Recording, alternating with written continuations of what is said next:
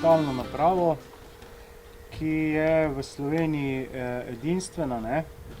Edina, med edinimi, ja, mislim, da smo 3 piloti, ne, ki še letimo tovrstne, temu se reče trdokrilc.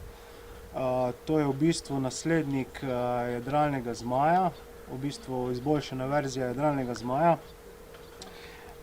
Razpetino ima 14,5 metrov, drsno razmerje ima 19. To pomeni, da lahko preletimo iz 1 kilometra brez termičnih pogojev 19 do 20 kilometrov daleč, z vetrom še del.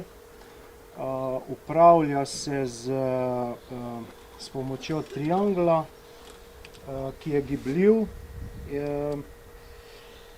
in pa flapov lahko kar pokažem. Tule se v bistvu, flapi se uporabljajo za polet in pa za pristanek.